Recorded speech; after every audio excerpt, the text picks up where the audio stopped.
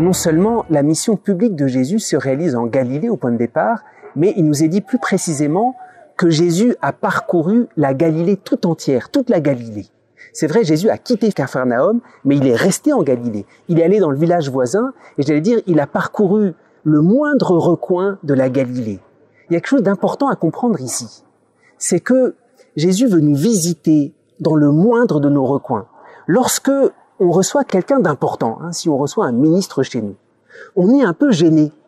On montre une facette de nous-mêmes, on montre un beau décor, et on est un peu gêné. C'est pour ça qu'on attend quand même que cette personne parte pour pouvoir se remettre à l'aise. Et c'est triste parce que c'est un peu comme ça souvent qu'on est face à Jésus. C'est-à-dire qu'on reçoit quelqu'un de grand, mais on ne lui permet pas de visiter tous les recoins de notre être. Jésus visite toute la Galilée tout entière. Il s'installe, et c'est très important à comprendre. Jésus ne vient pas nous rendre visite comme un personnage important, et puis il faut tenir quelque temps, puis il va partir après. Jésus vient pour tout visiter.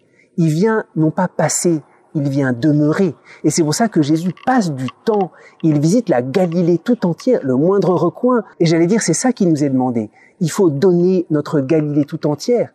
Pas seulement la fine pointe de nous-mêmes, où on prie, on se tient devant Dieu. Jésus visite toute la Galilée. On sait, la Galilée, c'était un lieu mélangé. On parle de la Galilée des nations. C'était pas tout à fait pur. Il y avait des juifs et des non-juifs. Mais c'est cette Galilée-là que Jésus veut visiter. C'est pas la partie meilleure de nous-mêmes. Et c'est extrêmement beau quand on a découvert que nos fautes, nos faiblesses, peut-être les recoins de toute notre maison qui sont moins beaux, ne dérangent pas Jésus. Ce qui intéresse Jésus, c'est nous-mêmes.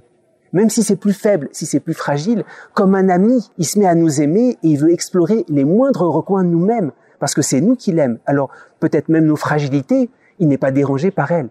Jésus parcourt la Galilée tout entière. Pas seulement le sommet de Jérusalem, pas seulement la beauté, ce qui est beau à voir.